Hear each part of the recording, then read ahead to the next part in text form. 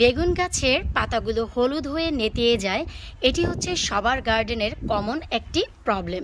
আজকের ভিডিওর বিষয়বস্তু তাই থাকছে, সেই প্রবলেমটি কেন হয় আর কিভাবে আমরা দূর করতে পারি। এটি যে শুধু আপনার গার্ডেনের সমস্যা তা নয়, সবার গার্ডেনের একই সমস্যা। তবে সেই সমস্যাটি কি সেটাই জানার জন্য আজকের এই ভিডিওটি প্লিজ শুরু থেকে শেষ পর্যন্ত না টেনে দেখবেন। আশা রাখছি এই ইনফরমেটিভ ভিডিওটি আপনাদের সবার কাজে লাগবে। হ্যালো এভরিওয়ান, আসসালামু আলাইকুম। কেমন আছেন আপনারা সবাই? আলহামদুলিল্লাহ, আমি তো অনেক ভালো আছি। আমার এই চুল উড়া দেখে বুঝতেই পারছেন যে ওয়েদারের অবস্থা কি। আমাদের এখানকার weather still the same, raining. তো যাই হোক, আজকের যে ভিডিওর বিষয়বস্তু তা হচ্ছে আমাদের বেগুন গাছের পাতাগুলো হলুদ হয়ে নেতিয়ে যায়। এর কারণ কি আর এর প্রতিকার কি, আজ আমি আপনাদের সাথে তাই শেয়ার করব। সাথে সাথে আপনাদের সাথে শেয়ার করব বেগুন গাছে কি এমন খাদ্য ব্যবহার করলে আমাদের বেগুন গাছের বেগুনগুলো খুব দ্রুত বড় হবে, যেন অন্তত এই খারাপ ওয়েদারেও আমরা একটি দুটি বেগুন তুলে খেতে পারি। চলুন কথা না বাড়িয়ে সরাসরি চলে যাচ্ছি ভিডিওতে। প্লিজ ভিডিওটি না টেনে শুরু থেকে শেষ পর্যন্ত দেখার চেষ্টা করবেন। এতে করে ভিডিওর শেষে ভিডিওর নিচে কমেন্ট করার কোনো প্রয়োজন হবে না। প্রত্যেকটি প্রশ্ন আপনারা করার আগেই উত্তর পেয়ে যাবেন, কারণ এই সমস্যা প্রত্যেকটি গার্ডেনেরই হয়, এমন নয় যে আপনার গার্ডেনে হয় আমার গার্ডেনেও হয়। চলুন এর প্রবলেমটি আমরা খুঁজে বের করি। আমি সবার শুরুতেই বেগুন গাছগুলো দেখাচ্ছি। এই যে দেখুন বেগুন গাছ, এগুলো হচ্ছে আমার কাটা বেগুনের গাছ। আলহামদুলিল্লাহ গাছে কাটা বেগুনও এসেছে, তবে তা আমি একটু পরে দেখাচ্ছি। আগে গাছগুলো দেখাচ্ছি। এই যে বেগুন গাছগুলো একেবারেই কিন্তু ঠিক আছে। এরপর যে গাছগুলো দেখাচ্ছি এগুলো হচ্ছে মল্লিকা হাজারিকা, যা হচ্ছে পার্পল কালারের বেগুন। এখানে গাছগুলো কিছুটা ঠিক আছে। আর এই যে পট, এই পটের গাছের পাতাগুলোর অবস্থা দেখুন, যা আপনাদের আমি বোঝাতে চাচ্ছি। এই যে দেখুন হলুদ হয়ে নেতিয়ে যায়। আর এই যে পট, এই পটে গাছের পাতা দেখুন স্টিল দ্য সেম আছে, কোনো প্রবলেম নেই। এই যে দেখুন অনেক বেশি বেগুনও এসেছে, একেবারে ঝাঁকে ঝাঁকে বেগুন চলে এসেছে এই গাছে। মাত্র হচ্ছে, কারণ ওয়েদার কিন্তু অনেক বেশি না পেলে বেগুন হতেও একটু প্রবলেম হয়। এরপর এই যে এই পাশে যেখানে দেয়াল ছিল রোদ সেখানে পায় না, কারণ আমি অনেক আগেও বলেছি ভাই আমার দেয়ালটি হচ্ছে জেলখানার দেয়াল, একেবারে 12 ফিট দেয়াল যাকে বলা হয়। তো রোদ না পাওয়ার কারণে আমি একটু সামনের দিকে টেনে নিয়েছি, কারণ যে কোনো গাছের জন্য খাদ্যের প্রয়োজন, আর সেই খাদ্যটি আসেই কিন্তু ভাই রৌদ্র থেকে। তো এখানেও যে বেগুনের গাছ, এই যে পাতাগুলো আপনারা দেখেন, আর এই যে আলহামদুলিল্লাহ বেগুনও কিন্তু মাশাল্লাহ চলে এসেছে। তো এখানের পটেও যে পাতা, সেই পাতাগুলো কিন্তু ঠিক আছে। তো এখন চলুন যে এই যে পাতাগুলো হলুদ হয়ে নেতিয়ে যায় এর কারণটি কি আর এটি কেন হয় আমি আপনাদের সাথে তাই শেয়ার করব।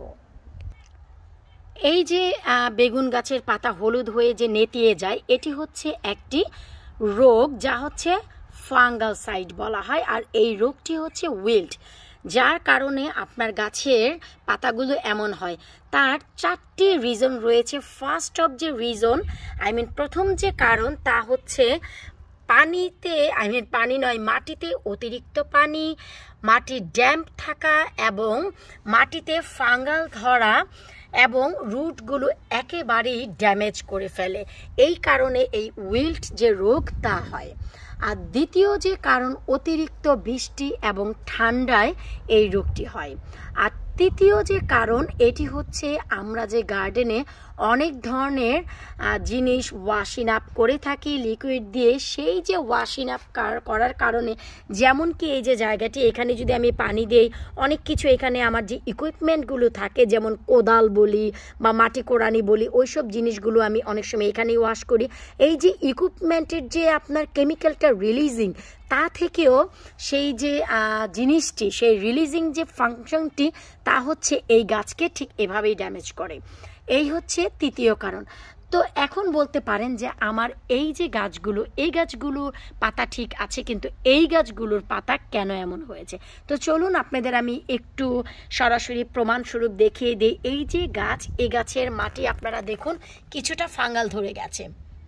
এই গাছের মাটি প্লাস এই যে পট, এই পটের মাটিতেও দেখুন একটু ফাঙ্গাল ধরেছে। আপনারা একটু লক্ষ্য করুন ফাঙ্গাল ধরেছে, কিন্তু এই যে পট আমি একটু সরিয়ে দেখাচ্ছি, এই যে পট কোনো ফাঙ্গাল ধরেনি। এই যে মাটিতে পানি দেখছেন, আমি মাত্র 4 মিনিট আগে এখানে পানি দিয়ে তারপর মাটিকে ভিজিয়েছি। এটি একেবারেই সুন্দর ড্রাই ছিল, কোনো ফাঙ্গাল নেই, চমৎকারভাবে বাড়ছে। শুধু এটি নয়, এই যে পাশে যে পট, এই যে পট, এই পটের মাটিও আমি এই যে মাত্র পানি দিলাম, এই যে দেখুন আমার স্ল্যাবগুলো কিন্তু ভেজা আছে। এই যে আমি সিম্পল একটি উদাহরণ দিচ্ছি, এই যে দেখুন ফাঙ্গাল ধরে গেছে, এই যে দেখুন প্রচুর ফাঙ্গাল ধরেছে। আবার এই যে গাছ, এই গাছটির মাটি দেখুন একেবারে ফাঙ্গাল মুক্ত, কোনো ফাঙ্গাল নেই। তো এই যে আমি আপনাদের একটু রিজন বলছি, এই যে গাছ, এই গাছের পাতাগুলোকে কিন্তু আমি কম ছাঁটাই বাছাই করেছি, এর মানে এই না যে এটা আমি রাইট আছি। আর এই যে গাছ, এই গাছের পাতাগুলোতেও কিন্তু আমি ছাঁটাই বাছাই করেছি, সব গাছের পাতা আমি সমানেই কিন্তু ছাঁটাই বাছাই করেছি। তো এই গাছের পাতাগুলো যখন হয়ে গেছে, আর এই গাছের পাতাগুলো আমি একটু পরে ছাঁটাই বাছাই করেছি, আর বৃষ্টি কিন্তু 1-1.5 মাস যাবৎ অনর্গল হচ্ছে। তো এই যে পাতাগুলো না থাকার কারণে সরাসরি মাটি ভিজে ডাম্প হয়ে থাকে, যে কারণে এই যে দেখুন আপনার ফাঙ্গাল ধরে থাকে, যে কারণে এই যে পাতাতে উইল্ট হয়ে গেছে। এখন বেস্ট ওয়ে হচ্ছে এখানে আপনাকে মাটি রিফিল করতে হবে এবং যদি ড্রাই স্ট্র থাকে দিয়ে দিতে হবে। এই যে ফাঙ্গাল, এই ফাঙ্গালটিকে মুক্ত করুন, এতে করে দেখা যাবে আপনার যে উইল্ট তা আপনি প্রিভেন্ট করতে পারবেন। এখানে অতিরিক্ত মাটি দিয়ে মাটি রিফিল করে দিন, এবং বেশি কিছু কম্পোস্ট দিলে মাটির ভিতরে অতিরিক্ত পানি শুষে আসবে, বা ড্রাই বেল দিলেও পানিটি শুষে আসবে। আর এই যে পাতা হজবরল থাকার কারণে যত বৃষ্টি হয়েছে গাছের ক্ষতি হয়েছে, ক্ষতি বলতে গ্রোথ কমে গেছে। যেমন কি এই যে বেগুনগুলো এতদিনে রোদ পেলে সব হয়ে যেত, এখন যেমন ধীরে ধীরে হচ্ছে, তাই মাটিতে কিন্তু তেমন পানি যেতে পারেনি। এই যে দেখুন মাটিতে তেমন প্রকারের পানি যেতে পারেনি, যে কারণে এই যে এখানকার পাতাগুলোতে কিন্তু উইল্ট ধরেনি, হলুদ হয়নি, খুব চমৎকার আছে। তারপর হচ্ছে বেগুন, শুকর আলহামদুলিল্লাহ, এই হচ্ছে আমার কাটা বেগুন, যা হচ্ছে আপনারা দেখেছিলেন সবুজ বেগুনের জার্নি, একেবারেই ছোট একটি পটে করেছিলাম, সেখান থেকে আমি এই যে এই পটে ট্রান্সফার করেছি, আপনারা সবাই দেখেছেন যা জার্নি। তো এই যে গাছগুলো, এখানে কিন্তু অতিরিক্ত বৃষ্টি হলেও পটে পানি যায় না, কারণ একেবারেই পাতা দিয়ে হজবরল আছে। আর এই যে পট, এই পটগুলোও কিন্তু আমার ঘরেই লাগানো। এই যে পটগুলো আমি ছোট ছোট চারা করে কিন্তু ঘরেই আমি লাগিয়েছি, নিচে কিন্তু তখনও কোনো ফুটো করা ছিল না। তো যখন গাছগুলো একটু বড় হয়েছে, নিচের দিক থেকে তেমন ফুটো আমি করতে পারিনি, তো পানিগুলো জমে থাকার কারণে আবার একটানা 1-1.5 মাস বৃষ্টি হওয়ার কারণে এই উইল্ট ধরেছে।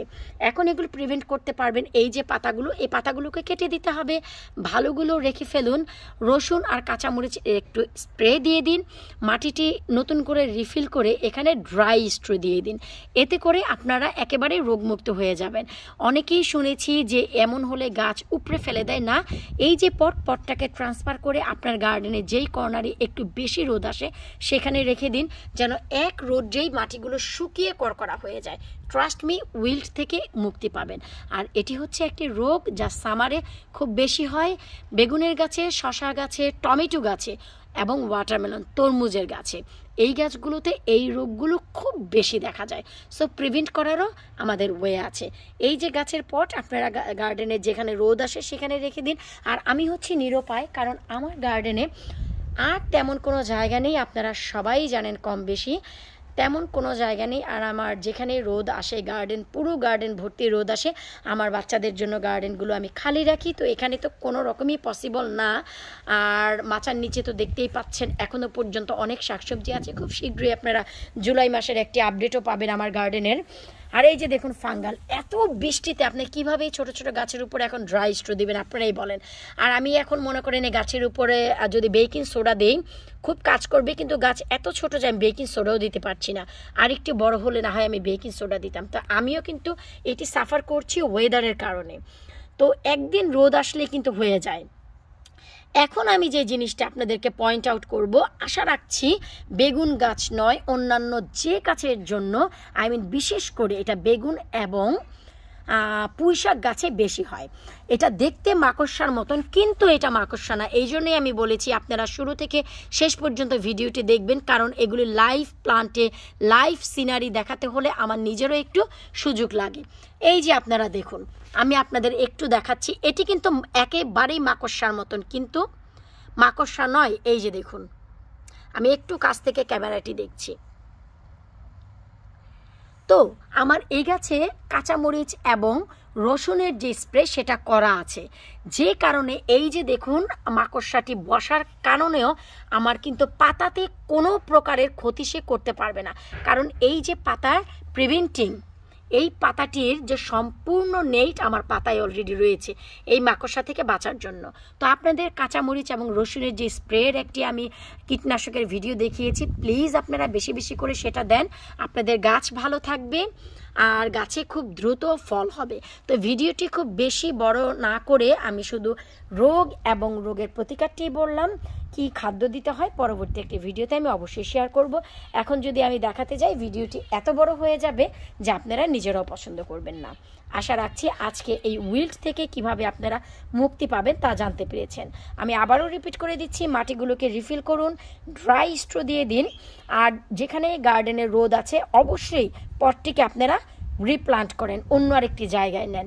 এতে করে দেখা যায় আমরা যে হাতুড়ি বাটালি এখানে ওয়াশ করি, সেই ওয়াশের যে জিনিসটি তা হচ্ছে আমাদের গাছগুলোকে ঠিক এতটা ক্ষতি করে। সো আপনারা আপনাদের গাছের যত্ন নিন, আমিও আমার গাছের যত্ন নিই, আর সবাই দোয়া করেন যেন বৃষ্টি ভাই একটু কমে, অগাস্ট চলে আসতে যাচ্ছে, এই একটু সামার পেয়ে যেন আমাদের গাছে ফলগুলো হেসে খেলে বড় হয়। বিদায় নিচ্ছি আজকের মতো, আল্লাহ হাফেজ।